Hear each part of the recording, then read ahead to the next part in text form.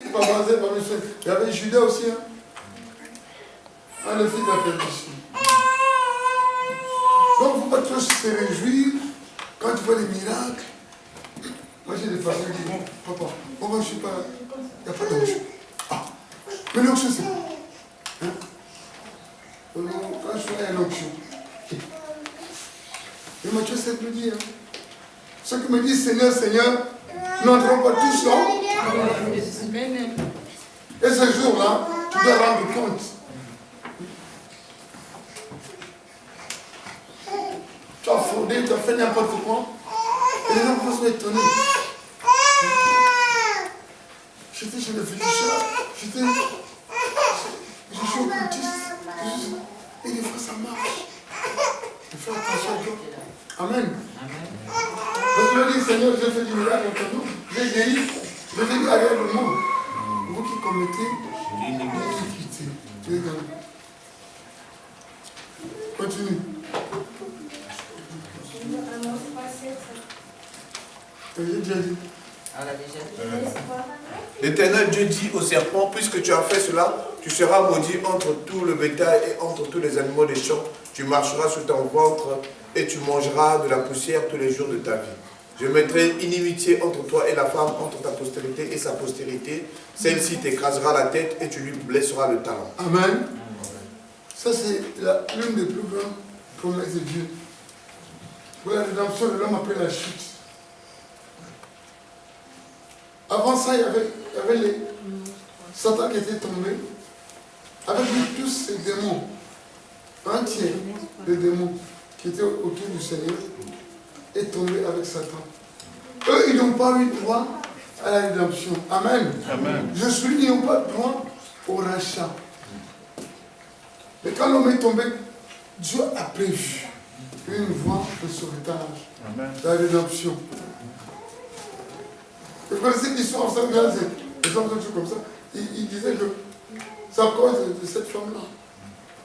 Donc quand Dieu vient, Adam s'est justifié comme il faut éliminer la femme, comme ça on va recommencer. Mais Dieu a dit, Satan vous a fait tomber, mais la solution à la femme. Alléluia. Amen. Que le Seigneur dise Alléluia. Amen. Vous souffrez trop. Dans le monde, il y a la fenêtre 10-40 autour de la terre. Les femmes sont chosifiées. Je vous dis, hein. En Inde, il y a des jeunes femmes de 12 ans, des enferment pendant presque 8 ans. Là-dedans.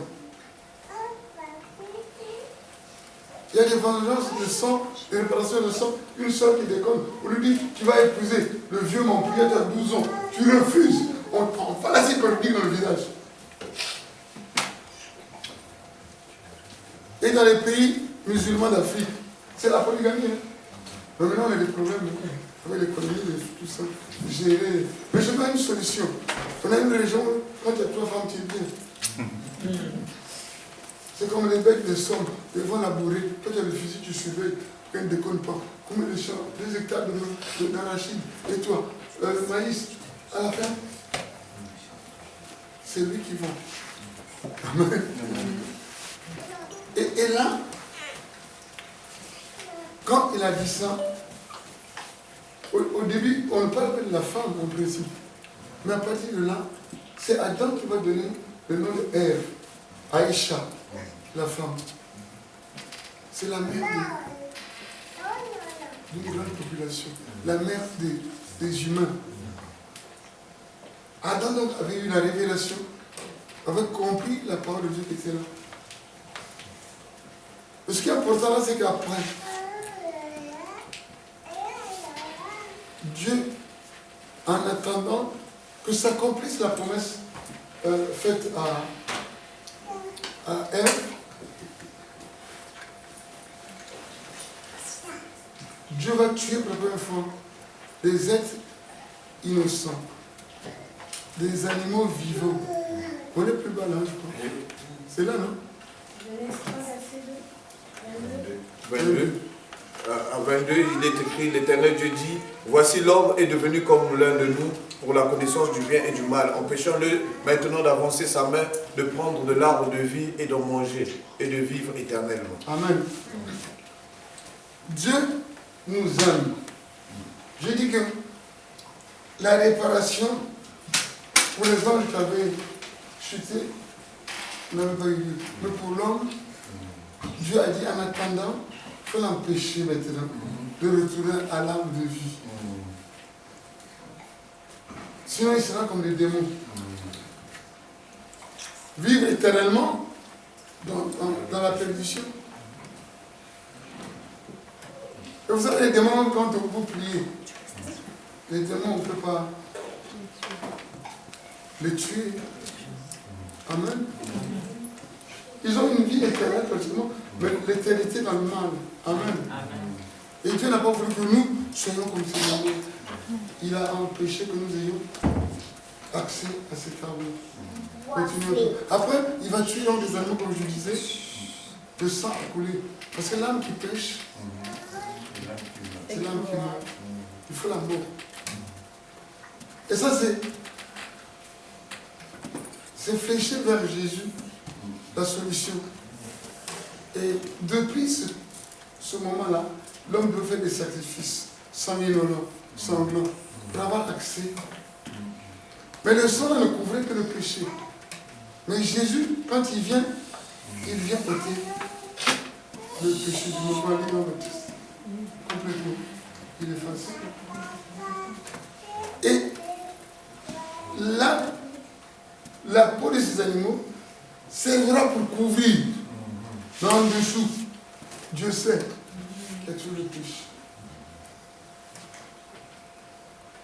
Et ceux qui ont cru avant Jésus, la Bible dit qu'ils ont été justifiés par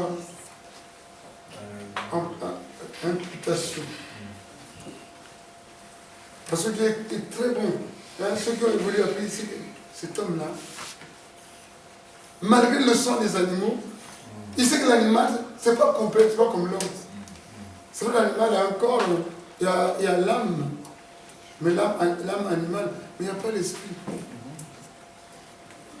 Donc, après avoir sacrifié l'animal, certains ont dit non, c'est pas comme Dieu nous donne une leçon pour s'attendre à quelque chose de meilleur. Parce qu'aujourd'hui, même vous venez écouter en France, ça n'existe pas. Mais on n'a pas le sacrifice. Le seul m'a demandé, oh mon mari est malade, il faut faire le sacrifice. Le sacrifice le plus excellent, le seul, c'est Jésus, l'agneau de Dieu. Amen. Alléluia. Amen. Donc il faut venir à Jésus. La Bible dit dans Éphésiens que Dieu l'a souverainement élevé. Afin que dans le ciel, sur la terre et sur la terre, tous les genoux fléchissent. Tout l'homme confesse que Jésus est Seigneur. Et que l'homme a dit, mais pourquoi Jésus? Et ajouté là-bas dans la Bible, à la gloire de Dieu le Père. Amen. Donc quand tu mets Jésus, tu l'élèves, Dieu est glorifié. Amen. Aujourd'hui, il faut savoir que Dieu a simplifié les choses.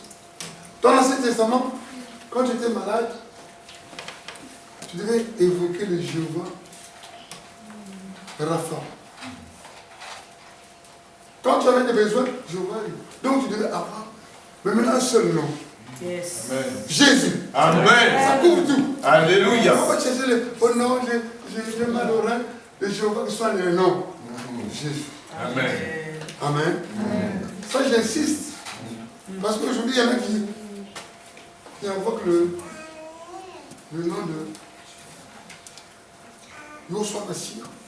Donc, ils créent des noms pour essayer de perturber le peuple de Dieu. Donc,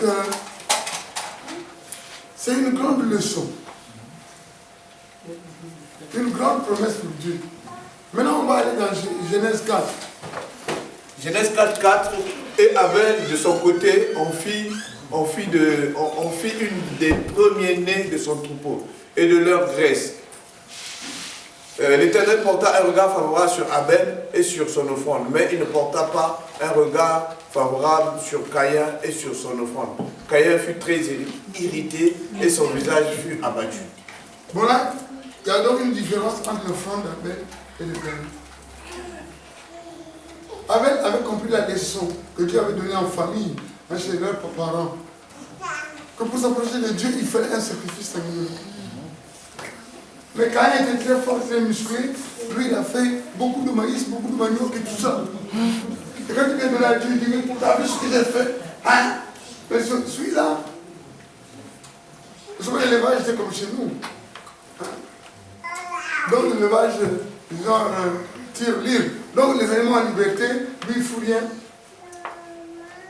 Mais Abel connaissait qu'il fallait un animal à sacrifier devant Dieu. Et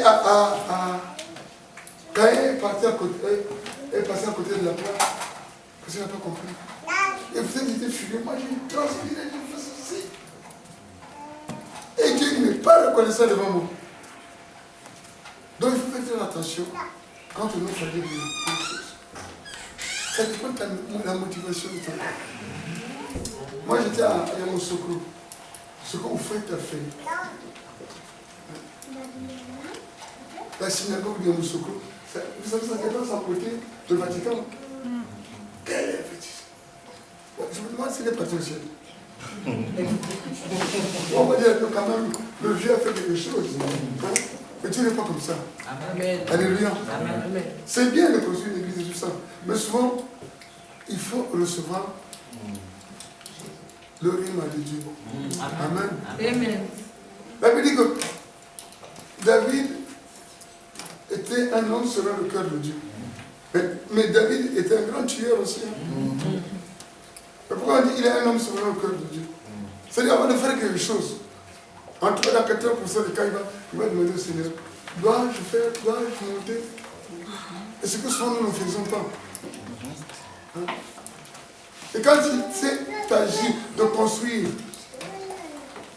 le temple de Jérusalem, le premier, il a dit, moi j'habite dans une tente, je fais du bien à Dieu.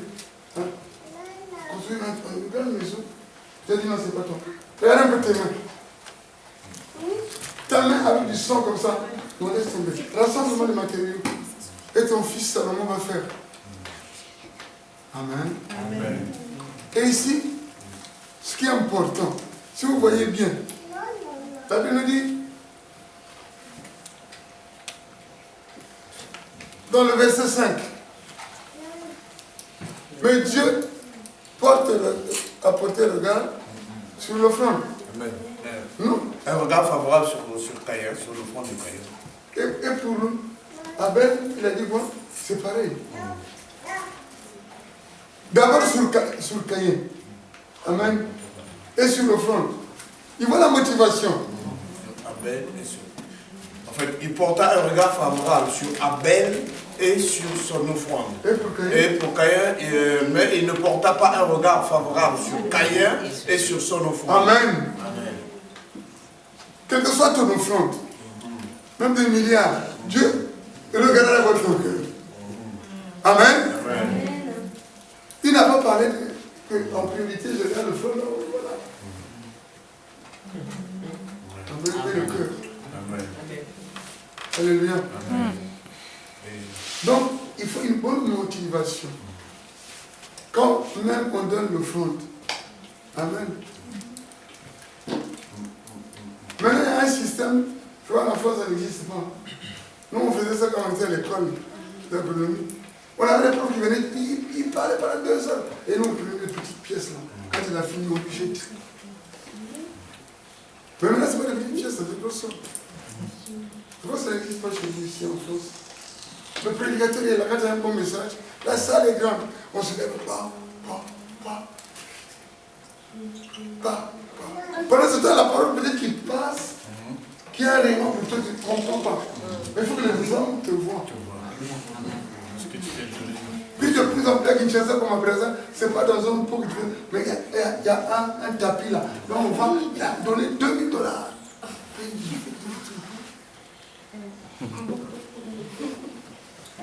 Dieu voit ton cœur. Tu n'as rien fait, zéro. Amen. Yes. On dit à l'égal, un boum, tout, 0, 0, 0. Ce que tu as fait. Faisons attention aux œuvres. Alléluia. Amen. On continue. Et l'Éternel dit à Samuel, 1 Samuel chapitre 16, verset 7, et l'Éternel dit à Samuel, ne prends point garde à son apparence et à la hauteur de sa taille, car je l'ai rejeté. L'Éternel ne considère pas ce que l'homme considère. L'homme regarde à ce qui frappe les yeux, mais l'Éternel regarde au cœur. Jérémie 17, 9, je veux mettre les deux. Le cœur est tortué par-dessus tout et il est méchant, qui peut le connaître? Amen. Ça c'est Samuel qui se plaignait pour le premier roi d'Israël. Dieu n'avait même pas voulu qu'Israël ait un roi. Il a expliqué, voilà ce qu'ils ont insisté. Il a donné Saül. Et Saül, il a déconné par la désobéissance. La déloyauté. Et Dieu a dit à Samuel, maintenant on va prendre notre roi. Il est passé dans la maison d'Isaïe. On a présenté les enfants d'Isaïe. Le premier gaillard, c'est beau. Donc ça veut dire, ah, si je viens, oh, il est un beau gaillard, oh, il a un beau sourire, c'est lui. Je lui ai dit, je vais le jeter. Un autre. Un troisième. Et Samuel dit, Dieu ne se trompe pas. Il demande à Isaïe, est-ce qu'on a appelé ceux-là? Il y a un petit là-bas, qui est derrière le troupeau. Il sent d'ailleurs, tu viens ici, tu vas frère, il sent le bouc et le bélier. On est parti le chercher. Et là, Dieu a dit à Samuel, attention, Dieu n'est pas frappé par l'apparence. Dieu n'est pas frappé par les façades. Amen. Mais Dieu regarde au cœur. Et il dit à Jérémie, le cœur de l'homme est tortueux. C'est comme un labyrinthe. Personne ne peut le sonder. Amen. Mais Dieu sait. Je pense que vous avez vu en Afrique des présidents qui s'haïssent. Quand ils disent bonjour chez nous, ils annoncent un sourire. Tu sens même que c'est du superficie. Amen. Hein? Ok. Allons-y, la suite. Jacques 2, 17. Il en est ainsi de la foi. Si elle n'a pas les œuvres, elle est morte en elle-même. Mais quelqu'un dira, toi tu as la foi et moi j'ai les œuvres. Montre-moi ta foi sans les œuvres et moi je te montrerai la foi par mes œuvres. Tu crois qu'il y a un seul Dieu, tu fais bien. Les démons le croient aussi et ils tremblent. Amen. Ici, Jacques précise. Les œuvres, c'est important.